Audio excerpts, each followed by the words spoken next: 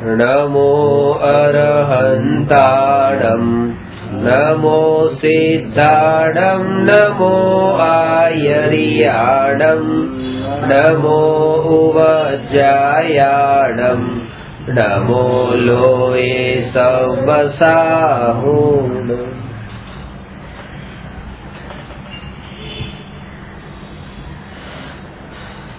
प्रश्न नंबर 281 सम्यक दर्शनની પ્રાપ્તિમાં બાધક દર્શન મોહનીય છે કે ચારિત્ર મોહનીય કર્મ?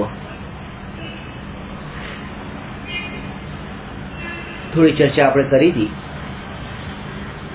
સમ્યક દર્શન આત્માના શ્રદ્ધા ગુણની શુદ્ધ પર્યાય છે. શ્રદ્ધા ગુણનું પરિણમન બે પ્રકારે થાય છે, એક અશુદ્ધ અને બીજું શુદ્ધ. અશુદ્ધ પરિણમનનું નામ મિથ્યા દર્શન છે અને શુદ્ધ પરિણમનનું નામ સમ્યક દર્શન છે. જે સમયે નિર્વિકલ્પ આત્માની અનુભૂતિ થાય છે ત્યારે એ આત્માની નિર્વિકલ્પ અનુભૂતિના કાળે સમ્યક દર્શન પ્રગટ થાય છે. પછી નિર્વિકલ્પ આત્માનુભૂતિ એ ન પણ રહે પણ સમ્યક દર્શન ટકીને રહે છે. એ સમ્યક દર્શનની પ્રાપ્તિ જીવને કયા કર્મના ઉદયથી નથી થતી, કે દર્શન મોહની કે ચારિત્ર મોહની? કૃપાળુ દેવે 8 કર્મને તો પ્રજા કહી છે પણ મોહને રાજા કીધો છે. એનું કારણ એ છે કે મોહના ઉદયના નિમિત્તથી જે ભાવો થાય છે એ જ નવા બાકીના 8 કર્મોના બંધનું કારણ બને છે. બાકીના જે 7 કર્મના ઉદયો છે એ કોઈ કારણભૂત નથી કે જેના કારણે આપણને નવા કર્મોનો બંધ થતો હોય. આ મોહના કારણે નવા કર્મોનો બંધ થાય છે, એટલા માટે મોહને રાજા કહ્યો. મોહનીયમાં દર્શન મોહની, અહીંયા દર્શનનો અર્થ લેવાનો, ત્યાં શ્રદ્ધા ગુણનો ઘાત કરવામાં નિમિત્ત બનનાર એ દર્શન મોહની. ચારિત્ર ગુણનો ઘાત કરવામાં નિમિત્ત બનનાર એ ચારિત્ર મોહની. એટલે બે વાત: અનંતાનુબંધી ક્રોધમાન માયાલોક, અપ્રત્યાખ્યાનાવરણ ક્રોધમાન માયાલોક, પ્રત્યાખ્યાનાવરણ ક્રોધમાન માયાલોક અને સંજલન ક્રોધમાન માયાલોક. ક્રોધમાન માયાલોક એટલે ચોકડી. તો આ જે 4 કષાય ચોકડી છે એ તો ચારિત્ર મોહનીય કર્મના ભેદ છે. અને 9 કષાય હાસ્ય રતિ વગેરે. તો આ રીતે 16 અને 9 25 એટલે ચારિત્ર મોહનીના 25 પ્રકાર છે. અને દર્શન મોહનીય કર્મ જેના 3 પ્રકાર છે: મિથ્યાત્વ, સમ્યક મિથ્યાત્વ અને સમ્યક પ્રકૃતિ. આ મિથ્યાત્વ, સમ્યક મિથ્યાત્વ અને સમ્યક પ્રકૃતિ સમ્યક દર્શન પ્રગટ થયા પછી જ આ 3 ભેદ હોય. એટલે કે સાદી મિથ્યા દ્રષ્ટિ જે હોય, મિથ્યા દ્રષ્ટિ 2 પ્રકારના, એક સાદી અને બીજો અનાદિ. સાદી એટલે કે એકવાર સમ્યક દર્શન થઈ ચૂક્યું, છૂટી ગયું, પછી પાછો મિથ્યા દ્રષ્ટિ થયો એટલે એ સાદી મિથ્યા, જેનો શરૂઆત થઈ છે મિથ્યાત્વની. અને એક અનાદિ મિથ્યા દ્રષ્ટિ જે અનાદિથી છે. તો અનાદિ મિથ્યા દ્રષ્ટિને મિથ્યાત્વની એક જ પ્રકૃતિ હોય અને એ મિથ્યાત્વ પ્રકૃતિના જયારે સમ્યક દર્શન થાય ત્યારે 3 ટુકડા થઈ જાય છે. એ આ મિથ્યાત્વ, સમ્યક મિથ્યાત્વ અને સમ્યક પ્રકૃતિ. એટલે કુલ થયા આ ક્રોધમાન માયાલોક, ક્રોધમાન માયાલોક અને આ 3 એટલે 7. અને આમ લો તો ક્રોધમાન માયાલોક અને મિથ્યાત્વ એટલે 5 અથવા 7. દર્શન મોહનીની 1 લો, ચારિત્ર મોહનીની અનંતાનુબંધી ક્રોધમાન માયાલોક 4 એટલે 4 ને 1 થઈ 5. અને એમ લો કે દર્શન મોહનીની 3 અને ચારિત્ર મોહનીની અનંતાનુબંધી ક્રોધમાન માયાલોક, જેને સમ્યક દર્શન થાય છે એના માટે, તો એને 7. સાદી મિથ્યા દ્રષ્ટિને 7 પ્રકૃતિ જાય અને અનાદિ મિથ્યા દ્રષ્ટિ હોય એને 5 પ્રકૃતિ જાય, એને વધારે. અનાદિ મિથ્યા દ્રષ્ટિને ઓછી, એકવાર પામી ગયો એને વધારે. એ વધારે, હા, વધારે હોવું એ સારી વાત છે, સારી વાત છે. ના જાય છે પણ એ વધારે છે એનું મૂળ કારણે 1 કિલો બરફ છે જેમાં 5 ટુકડા છે અને બીજો 1 કિલો બરફ છે જેમાં 7 ટુકડા છે, તો કયો બરફ જલ્દી ઓગળી જશે? 7 ટુકડા વાળો. જેના ટુકડા વધારે હોય એ જલ્દી ઓગળી જાય. તો એ જ રીતે કે જે આ સાદી મિથ્યાદર્શી ભલે પ્રકૃતિ 7 હોય, ક્વોન્ટિટીમાં વધારે લાગે છે પણ એ ઓગળવું એ જલ્દી થાય છે, અને આ 5 હોવા છતાં પણ ઓછી છે પણ થતું નથી. કહેવાય એમ છે કે સમ્યક દર્શન નથી થતું દર્શન મોહના કારણે. મોહનો તીવ્ર ઉદય છે. પણ અહીંયા વાત એ છે કે પુરુષાર્થની નબળાઈ એ મૂળ કારણ છે જે આપણે સમજવાનું. પુરુષાર્થની નબળાઈ, કર્મના ઉદય તો નિમિત્ત માત્ર છે. જેવી તેમ કહીએ કે આ ઘર પુત્ર પરિવાર વાળાએ મને અહીંયા રોક્યો છે એટલે હું જતો નથી, એમ નથી. પોતાના જ રાગના કારણે રોકાયો છે. એ જ રીતે આટલું તો પેલા સ્વીકાર કરવાનો કે મારા તો એમ કે આ શિષ્ય, આટલા બધા શિષ્યો સારા છે, આટલો રુચિ વાળો ભાવ છે એમનો, એટલા માટે અમે એમને સમજાવી છે. એમ નથી. અમને આ સમજાવવાનો રાગ આવે છે, અમારી નબળાઈ છે એટલે અમે સમજાવીએ છીએ. કુંકુંદાચાર્યની સામે પણ એવી રીતે શિષ્યો બેઠા હતા તો એ સાંભળે છે, એટલા રુચિથી સાંભળે છે અને મન લાગી ગયું હતું પાછું.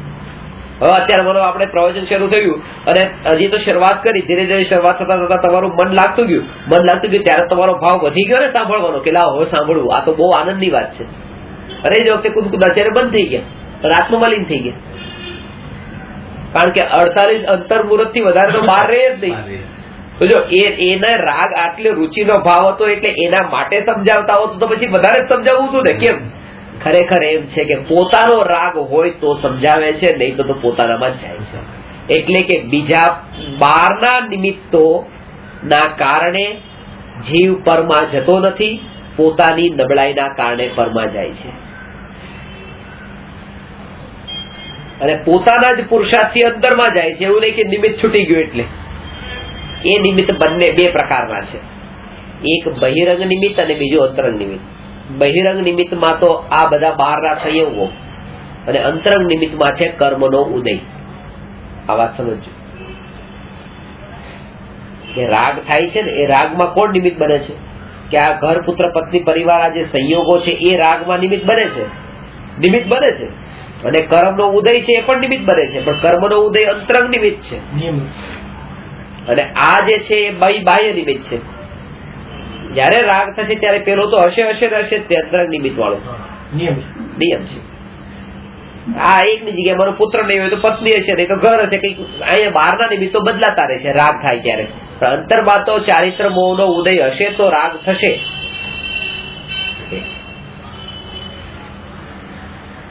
એટલે આપણા આત્મામાં કર્મનું સ્વરૂપ એવું છે કે દરેક સમયે આ મોહનીય કર્મ નિરંતર ઉદયમાં ચાલુ છે. એ જ રીતે આને એ રીતે સમજો કે નિરંતર ચાલુ છે એટલે ઉદયમાં એના પરમાણુ નિરંતર ઉદયમાં આવી રહ્યા છે, નવા બંધાય પણ છે અને આ ઉદયમાં પણ ચાલુ છે. આ કન્ટિન્યુઅસ સાયકલ ચાલે છે. જેવું આ મિથ્યાત્વના કર્મ આત્મામાં પડ્યા છે અને એના કારણે પાછા નવા મિથ્યાત્વ આવે છે, પાછા પડ્યા એવું ઉદયમાં આવે, પાછા નવા મિથ્યાત્વ, તો પછી ક્યારે સમ્યક દર્શન થાય જ નહીં. તો સમ્યક દર્શન કેવી રીતે થાય? તો કહે છે કે જ્યારે એક બંધ કશાયના નિમિત્તે એનો લાભ લઈને સાચા દેવશાસ્ત્ર ગુણનો યથાર્થ નિર્ણય કરે પેલા, ત્યારે શું થયું કે જે અંદરમાં પડેલું જે મિથ્યાત્વનો ભાવ હતો એ મોળો પડ્યો. એ મિથ્યાત્વનો મોડું પડ્યું અને હવે નવું જે મિથ્યાત્વ જે તીવ્ર બંધાતું હતું એ પણ ઓછું થયું. એટલે અંદરનું પણ ઓછું થયું ને નવું આવવું પણ ઘટ્યું. પહેલા જે ઓલરેડી હતું એ પણ ઘટતું જાય છે ને નવું જે ઇન્ટેન્સિટીથી આવતું હતું એ પણ ઘટતું જાય છે. અને એ જે થોડો જે સમજણનો ભાવ આવ્યો કે ભાઈ આ જ વિતરાગી ગુરુ કહેવાય, આ જ સાધુનું સ્વરૂપ કહેવાય, આ જ દેવનું સ્વરૂપ કહેવાય, આ જ શાસ્ત્રનું સ્વરૂપ કહેવાય, આ ગૃહિત મિથ્યાત્વ જે છૂટ્યું, પછી એ ગૃહિત મિથ્યાત્વ એટલા અંશે મોડું પડતું ગયું, એટલા અંશે અગૃહિતને છોડવાનો જે ઉપાય, જે 7 તત્વોનું સ્વરૂપ, જે ભગવાન આત્માનું સ્વરૂપ એ સાંભળતા, પાછું હજુ મિથ્યાત્વ મોડું પડતું જાય છે, અને એ મિથ્યાત્વ મોડું પડતા પડતા એક સ્થિતિ એવી આવે છે કે કરણ લબ્ધિમાં એ પ્રવેશ કરે છે. ત્યારે મિથ્યાત્વના જે નિષેકો હોય છે એ એટલા જ રહી જાય છે કે ધીરે ધીરે ધીરે કરતા કરતા એ પણ જતા જાય છે, અને પછી એનો ઉદય, પછી એ પણ નથી રહેતા. એ રહેતા નથી તો હવે સત્તામાં જ જયારે ન રહ્યા તો ઉદય આવે કોનો? ઉદય આવતો નથી એટલે મિથ્યાત્વનો ભાવ, મિથ્યા દર્શન રહેતું નથી. તરત પછી સમ્યક દર્શન થઈ જાય છે, કારણ કે જે શુદ્ધ પર્યાય છે એને તો કોઈ પરની જરૂર નથી, તો સહજ પ્રગટ થઈ જાય છે. આ મિથ્યાત્વનો જેવો અભાવ થયો, મિથ્યાત્વ કર્મના ઉદયનો અભાવ થયો, સહજ થઈ ગયું. આ ઉદય નિરંતર ચાલુ જે હતા લોકમાં, કર્મનું સ્વરૂપ આપણે એમ કે તમે આ વસ્તુ છે, જો આ વસ્તુ દુકાનમાંથી લઈ આવ્યા, 2000 રૂપિયાનું રેકોર્ડર દુકાનમાંથી લાવ્યા અને દુકાનદારને 2000 રૂપિયા આપી દીધા. હવે પછી એ રેકોર્ડર તમારી પાસે આવી ગયું. એ 2000 રૂપિયા તમે આ રેકોર્ડરના કેટલા દિવસ માટે રાખવાના આપ્યા છે? તમે કીધું એક વાર પૈસા આપો એટલે પરમાનન્ટ આપણું, પછી હંમેશા માટે આપણું. કર્મનું સ્વરૂપ એવું નથી. કર્મનું સ્વરૂપ એવું નથી. કર્મ એમ નથી કહેતું કે તમે 2000 રૂપિયા આપ્યા એટલે રેકોર્ડર તમને મળ્યું છે. બિલકુલ વાત ખોટી છે. 2000 રૂપિયાથી રેકોર્ડર મળ્યું જ નથી. 2000 રૂપિયા જે હાથમાંથી દુકાનદાર પાસે ગયા એ કર્મના ઉદય અલગ છે, કે એનો પુણ્યનો ઉદય જેટલો હતો એ પૂરો થયો, એ ગયા, અને નવું પુણ્ય હવે શરૂ થયું કે આ રેકોર્ડર તમારી પાસે આવ્યું. ઘણી વખત થાય કે પૈસા જતા રહે, રેકોર્ડર આવે, વસ્તુ આવે ને આપણા ઘરમાં, શક્તિથી ગયા. હા, હા, તો હું કર્મનું સ્વરૂપ થિયરી સમજાવું, તમને કર્મ થિયરી બતાવું છું. એ કર્મની થિયરીથી આપણે એમ કહીએ કે હવે આપણે 2000 રૂપિયા જેમ ખર્ચ એવી રીતે એ જયારે દુકાનદાર પાસેથી આ રેકોર્ડર લઈ આવ્યા એટલે આપણે પુણ્ય ખર્ચી નાખ્યું અને રેકોર્ડર આવી ગયું. એ ખર્ચી નાખ્યું, હવે તો રાખો તો પછી હંમેશા માટે. ખર્ચાઈ તો ગયું જ છે ને પુણ્ય, શું કામ ત્યાગ કરવાનું, શું કામ અપરિગ્રહી થવાનું? એટલે આ સિદ્ધાંત સમજવો એ કહે છે કે ગઈકાલે તમે લઈ આવ્યા ને આ 24 કલાક માટે તમારી પાસે અત્યાર સુધી આ રેકોર્ડર રહ્યું ને, એ 24 કલાકમાં ગઈકાલે જયારે હાથમાં આવ્યું ત્યારે તમારું પુણ્ય નતું ખર્ચાયું. ત્યારથી લઈને અત્યાર સુધી એવરી મોમેન્ટ આત્મામાંથી આ રેકોર્ડરનું પુણ્ય ખાલી ખાલી ખાલી ખાલી ખાલી થઈ જ રહ્યું છે. એક સમય એવો નથી કે એનું પુણ્ય નથી ખાલી થતું. એટલે પેલામાં તો એવું હતું કે એક ટાઈમ તમે સ્પેન્ડ કરો ને આવી ગયો, આ એક ટાઈમ સ્પેન્ડ નહીં, એવરી મોમેન્ટ સ્પેન્ડ કરો.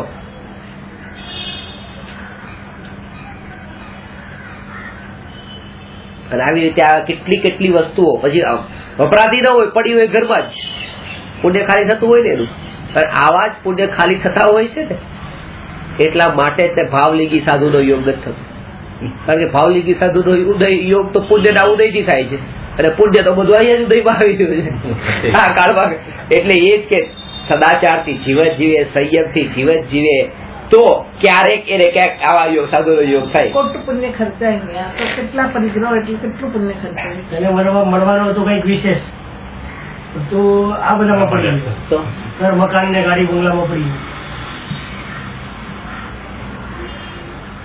એટલે આ કર્મનું સ્વરૂપ કન્ટિન્યુઅસ જે ઉદયમાં, એ રીતે ઊંધી માન્યતા રાત્રે ઊંઘમાં પણ માનીએ છીએ કે શરીર હું છું, શરીર મારું છે, તો એ માન્યતા જે ઊંઘમાં પણ પડેલી છે, તો આ પણ મિથ્યાત્વનો ઉદય કન્ટિન્યુઅસ ચાલુ છે.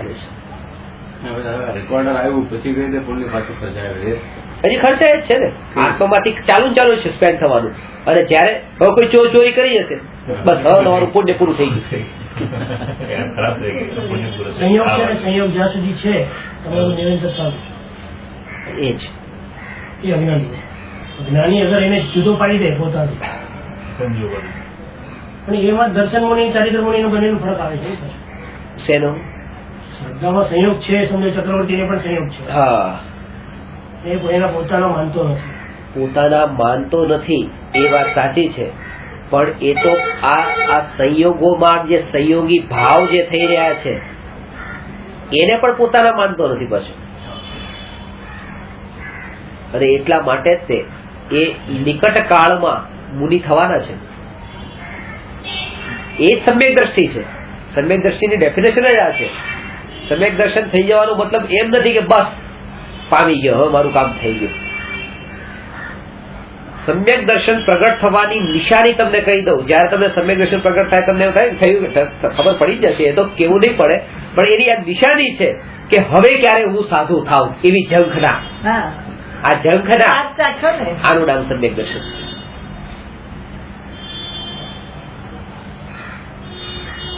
અને જો આ ભાવ ન આવતો હોય તો સમજવું કે આ સમ્યક દર્શન નથી.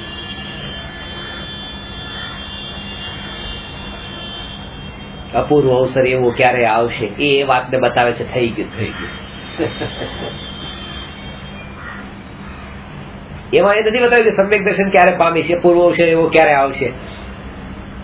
તમે તો કહેશો કે મારે તો આ જ ભાવ ભાવવાનો છે, ત્યારે આ ભૂમિ ખાવા તો અપૂર્વ અવસર એવો ક્યારે આવશે, ક્યારે સમ્યક દર્શન થશે. અધૂરી દશા નથી. કોની ભાવ આવે અલગ વાત છે.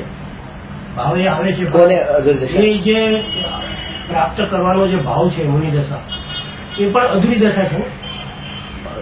એક વાત તમને બતાવું, લક્ષ્ય તો મોક્ષનું છે, પૂર્ણતાનું, પણ નેક્સ્ટ ડેસ્ટિનેશન જે હોય ને એનો એની ભાવના ભાવે. અને મુનિ ધર્મ અંગીકાર કર્યો, હવે કેવળ જ્ઞાન પાવ એ લક્ષ્ય થઈ ગયું. હવે હવે તો આ દેહ, આ આહાર વિહાર, આ આહાર આદિ બધી ક્રિયાઓ એ પણ હવે શા માટે?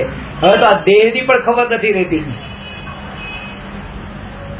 લાખોપતિ હોય પછી કરોડપતિ ની ભાવના ભાવે, કરોડપતિ હોય તો મલ્ટી મિલિયન ભાવે. એવી રીતે સીધો તે પછી અબજોપતિ થવું એમ નહીં કે ભલે આટલા લક્ષ્ય એનું હોય ભલે, પણ સ્ટેપ બાય સ્ટેપ.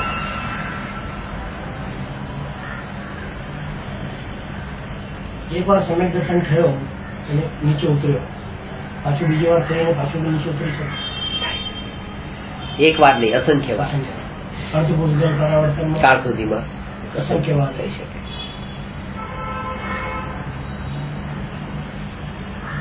તો કોઈ કર્મ પર આરોપ નહીં આપો, કર્મવાદી નહીં બનો કે આ કર્મના ઉદય એવા છે તો હું શું કરું,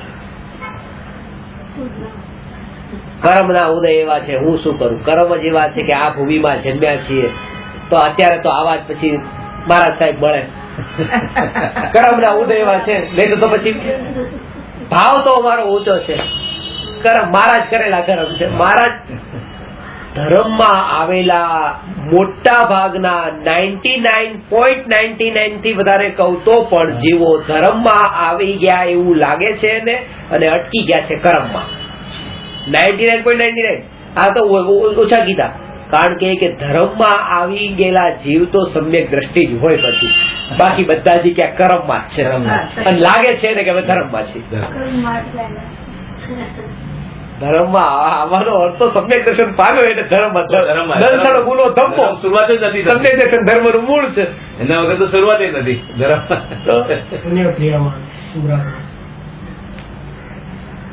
કર્મ જુદું છે, આત્મા જુદો છે. આપને ક્યાં પરફેક્ટ કરના તો ઉપદેશ એવો છે ને દર્શનોનો નાશ કરવો. એ જ છે કથન તો એવી રીતે કરે છે, કારણ કે એ કરનાનું યોગની શૈલી છે. એ રીતે એ ભાષામાં કહેવાય કે દર્શન મોહની કર્મનો નાશ. બાકી તો ત્યાં આ દર્શન મોહની કર્મનો નાશ કે મિથ્યા દર્શનનો નાશ કે પછી સમ્યક દર્શનને પ્રગટ કરવાનો ભાવ કઈ નથી, કઈ નથી. કારણ કે સમ્યક દર્શન, મુનિ ધર્મ, વિતરાગ ભાવ, કેવળ જ્ઞાન, આ બધું શું છે? શુદ્ધ પર્યાય છે ને. ત્રણ કર્મ ની વાત આવી હતી ને, ભાવ કર્મ, દ્રવ્ય કર્મ, નો કર્મ. આને શું કીધા હતા ત્યાં? પ્રવચનમાં સાંભળ્યું હતું, એક પ્રવચનમાં વાત આવી હતી ત્યાં કે ભાવ કર્મ છે, દ્રવ્ય કર્મ છે, નો કર્મ. તો આત્મામાં જે ઉત્પન્ન થવા વાળા જે મોહ, રાગ, દ્વેષના ભાવ, ત્રણે ત્રણ, મોહના, રાગના, દ્વેષના, આ શું છે? ભાવ કર્મ. અને એ ભાવ કર્મના નિમિત્તે જે કારવાણ વર્ગના આત્મા સાથે આવીને બંધાઈ જાય છે એનું નામ છે દ્રવ્ય કર્મ. દ્રવ્ય કર્મના ફળમાં પછી કે જે મળે, શરીર, પુત્ર, પત્ની, પરિવાર, આ બધું નો કર્મ. એને નો કર્મ કેમ કીધા? નો એટલે અલ્પ, થોડું, જરા, કિંચિત. એ પણ કિંચિત કર્મ છે. કે એના કર્મ કેમ કીધા? એટલા માટે કારણ કે જેના લક્ષ્ય કર્મ બંધાતા ભાવ થતા હોય, ભાવ કર્મ થતા હોય એ પણ કર્મ છે. પછી જેના લક્ષ્ય કર્મ થતા હોય ભાવ કર્મ એ પણ કર્મ છે. એટલે શરીર ઉપર લક્ષ્ય ગયું તો ભાવ થયા, ક્યાં તો શરીર પણ નો કર્મ. પુત્ર પત્ની પરિવાર ગાડી પૈસા ઉપર દ્રષ્ટિ ગઈ તો ભાવ થયા, એટલા માટે એ નો કર્મ.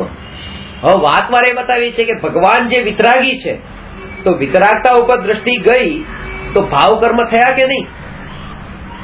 ન થયા. ભગવાન ઉપર દ્રષ્ટિ ગઈ તો શુભ રાગ થયો કે નહીં? એ ભગવાન આપમાં એ રાગનો ભાવ થયો કે નહીં? અને મોહ રાગ દ્વેષ કોઈ પણ ભાવ થાય ભાવ કર્મ છે. તો ભગવાનની વિતરાગતા કેવળ જ્ઞાન ઉપર પણ દ્રષ્ટિ જાય છે તો ભાવ કર્મ થાય છે ને. એટલા માટે ભગવાનની વિતરાગતા પણ નો કર્મ છે. હવે જેને નો કર્મ કીધું હોય એમાંય જયારે અટકવાનું નથી તો આજે મારા સાહેબમાં ક્યાં અટકવાનું રહ્યું? આને નો કર્મમાં લઈ લીધા. આવશ્યક છે ને, સમજાણું ને? આ તો ભાવલિંગી સાધુ ની તો વાત નહીં. મારા સાહેબ તો દૂર ભાવલિંગી સાધુ પણ અહીંયા નહીં. પૂર્ણ વિતરાગી અને સર્વજ્ઞ એવા કેવળ જ્ઞાની પરમાત્મા એ કેવળ જ્ઞાન પણ નો કર્મ છે. એ પણ નો કર્મ છે. કારણ કે એના પર લક્ષ્ય જેવું જાય છે કે તરત જ અહીંયા રાગ થાય છે અને રાગનો ભાવ જે થવો એનું નામ ભાવ કર્મ છે. ભાવ કર્મ જેના લક્ષ્ય થાય તે નો કર્મ છે.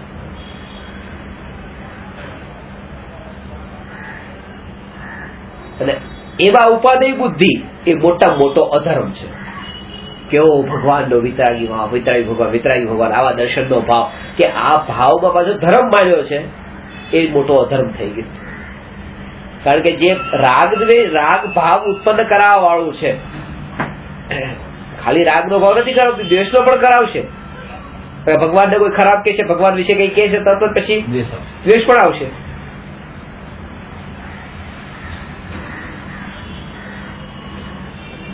એટલા માટે જેમાં રાગ અને દ્વેષના ભાવ આજ સુધી થયા જ નથી એવા ન્યાયક ભાવના આશ્રય વિના વિતરાગ ભાવ પ્રગટ થતો નથી. એટલું બળ ને એટલી હિંમત હોવી જોઈએ. હિંમત જૈન દર્શનમાં સિવાય બીજે ક્યાંય નથી કે ભગવાન હું તમારી બાજુમાં જ બેસીશ, તમારી સાથે જ. હું થોડો પણ ઓછો નથી, નાનો નથી. આ કોઈને લાગે કે ભગવાન ના જેવા ભગવાનને ચેલેન્જ કરે કઈ તો ભેદ રાખો ભગવાન નો ભક્ત નો. એમ વાત આવી છે ને કે ટુવાલ મૂકીને આવું છું પાછા.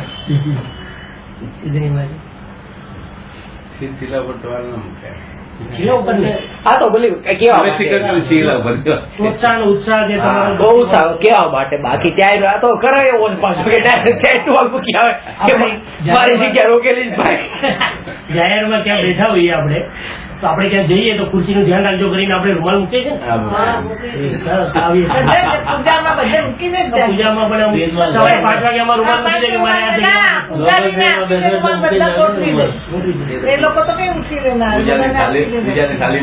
નિરંજન છોકરાને આ વાત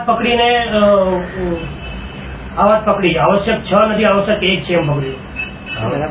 એ વાત પકડી આવશ્યક એ ભગવાન હાથમાં. આ તો વ્યવહારના બધા કથનો હતા છઠ આવશ્યક બધા. આ તો ભક્ત માટે છે. 6 આવશ્યક ભક્ત માટે છે, ભગવાન માટે નથી. જેને ભગવાન છું એના માટે પેલો પ્રશ્નાન નો યોગ થઈ ગયો. 6 આવશ્યક એ પ્રશ્નાન નો યોગ થઈ ગયો. મોટા ભાગે છે ને અમદાવાદ થી બસ ઉપડે ને એમાં બધા બેસે ગામ આવવા માટે તો રૂમાલ મૂકી દે બધા સીટ ઉપર. એવી રીતે પેલા એવું જ થતું. હવે તો થાય છે. હવે પણ રૂમાલ જ ફેંકી દે. ત્યાં બોલો કે રૂમાલ મારો હતો કે રૂમાલ ક્યાં ગયો, એટલે રૂમાલ સીટે ગઈ બધું ગયું.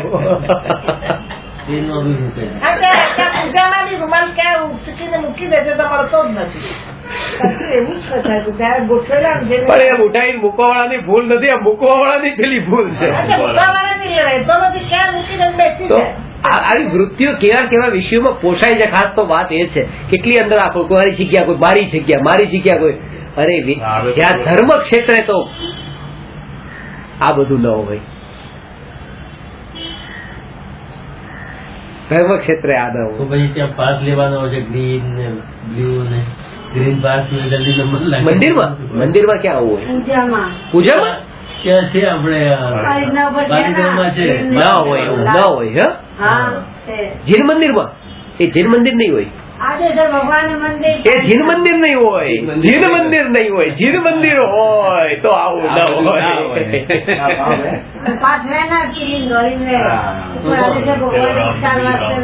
એ દેરાસર હશે, એ દેરાસર હશે પણ જીન મંદિર નહીં હોય. જે ભેદું આમાં કરું છું ને મહારાજ સાહેબ ને સાધુમાં, એ ભેદ સમજી લેજો દેરાસર ને જીન મંદિરમાં.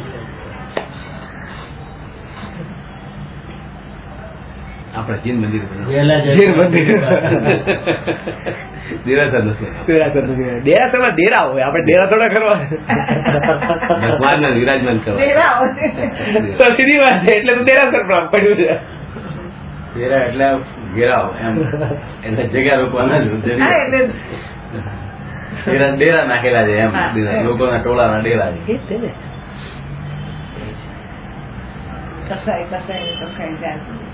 જીન મંદિર કોઈ નથી બનાવું, બધાના દેરાસર જ બનાવે છે. એ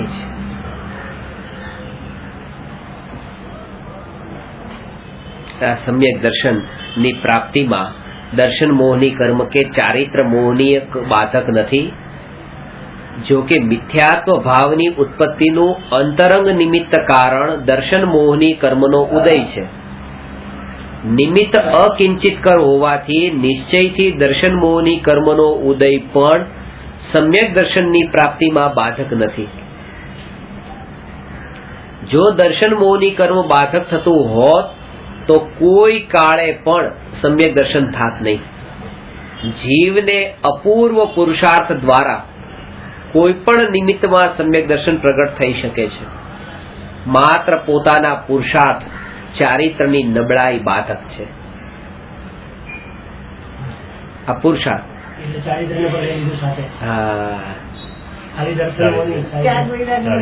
બે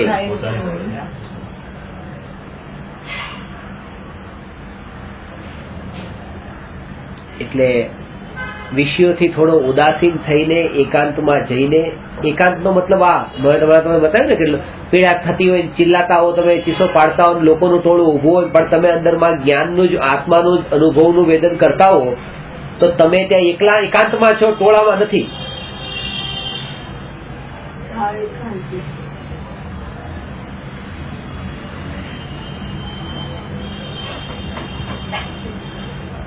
એટલે ગઈકાલે એક બેને મને રાત્રે કીધું, મને કે બસ અમારી તો એક જ ભાવના છે. તમે એક પુસ્તકમાં જે લખ્યું છે ને એ વાક્ય મને એટલું ગમી ગયું છે કે આ આત્માને 3 લોકના કોઈ પણ પ્રદેશ પર રહેવાની તૈયારી હોવી જોઈએ. કે બસ કે હું તો હવે અત્યારે એની તૈયારી કરું છું કે 3 લોકના કોઈ પણ પ્રદેશ પર રહેવાની મારી તૈયારી. મેં કહ્યું એ તૈયારી પછી કરજો, પેલા આ પ્રદેશ ઉપર અત્યારે રહેવાની તૈયારી કરો એસી વગર. હજી આ પ્રદેશ ઉપર એસી બંધ થઈ જાય તો એસી બંધ થઈ જાય, બીજા પ્રદેશ ઉપર તો 3 લોક તો બહુ દૂરની વાત છે. આ એક પ્રદેશ ઉપર તો પંખા વગર, એસી વગર, આડા વગર તો રહેતા જ તો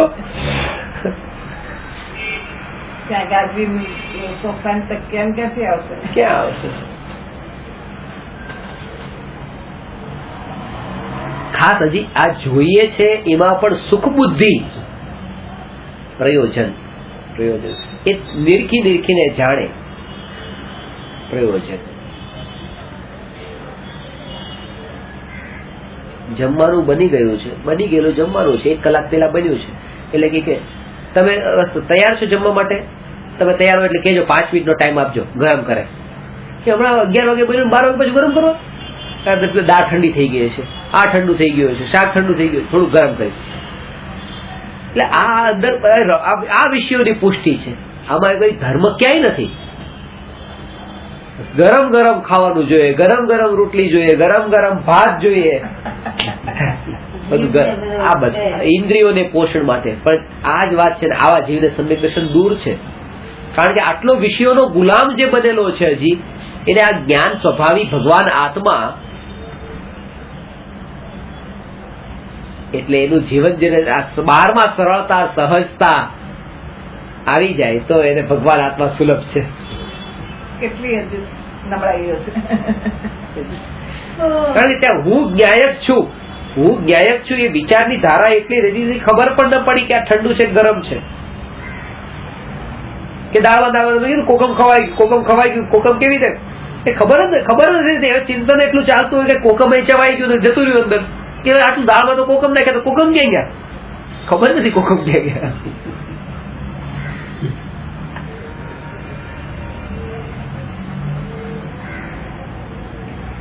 ચાલતા ફરતા જમતા ઉઠતા બેસતા બધે જ્ઞાયક જ હોય જેને અંદરમાં એને સમ્યક દર્શન નિકટ કાળમાં છે. સરળ થઈ જાય. આખો દિવસ પુરસાદ ચાલતો પછી એને ક્યાં મેળવવા જવાનું? ક્યાંય પછી ચર્ચામાં ન પડે. તમે સાચા હું સાચો તમે ખોટા, ચલો આપણે આવી જાવ ચર્ચા કરીએ વાત કરીએ. ગુરુદેવ ને ઘણા કહેતા ચલો ચર્ચા કરીએ. ગુરુદેવ ક્યાંની ચર્ચા હોય? આ તો સમજણની વાત છે, સમજવાની વાત છે. ઘર કા ધંધા વાદ વિવાદ કરે. બનારસદાસજી લખ્યું કહે બનારસ સહજ કા ધંધા વાદ વિવાદ કરે સો અંધા. 350 વર્ષ થયું છે. કબીરના ટાઈમમાં છે.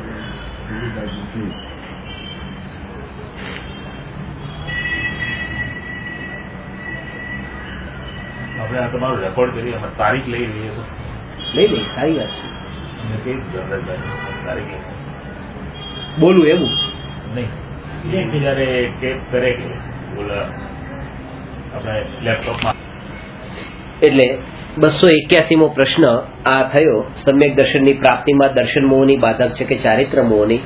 આત્માનો પુરુષાર્થની નબળાઈથી સમ્યક દર્શન નથી થતું. કાળ લબ્ધિ પાકી નથી એટલે સમ્યક દર્શન નથી થતું. આત્માની એ હોનહાર એવી આવી નથી એટલે સમ્યક દર્શન નથી થતું. સ્વભાવ પર્યાયમાં વ્યક્ત થયોવાનો નથી એટલે સમ્યક દર્શન નથી થતું. અને કર્મનો ઉદય છે એટલે સમ્યક દર્શન નથી થતું. આ બધું જ છે. પાંચેય સમય સ્વભાવ પણ છે, પુરુષાર્થની નબળાઈ ત્યાં છે, એ કારણ કાંઈ પણ કારણભૂત છે. તત્સમયની યોગ્યતા આવી નથી જે કાળ લબ્ધિ એ પણ સમવાય છે કારણભૂત. પછી આ ભવિતવ્યતા કે એની ભવિતવ્યતા નથી આવી એ કારણભૂત છે. અને ત્યારે એમ કહેવાય કે આ કર્મના ઉદયના કારણે સમ્યક દર્શન નથી થતું. તો આ નિમિત્ત નામનું સમવાય છે. એક સમવાયને તે સાચું માનીને બાકીને ન માનવા એ યોગ્ય નથી. બધાનો સાચા રૂપે સ્વીકાર કરવો એ આ કથનનો આશય છે. હવે 282મો પ્રશ્ન છે જે આપણે આવતી વખતે લઈશું. નમો અરહંતાણમ નમો સિદ્ધાણમ નમો આયરિયાણમ નમો ઉવજ્જાયાણમ નમો લોય સૌવસામ.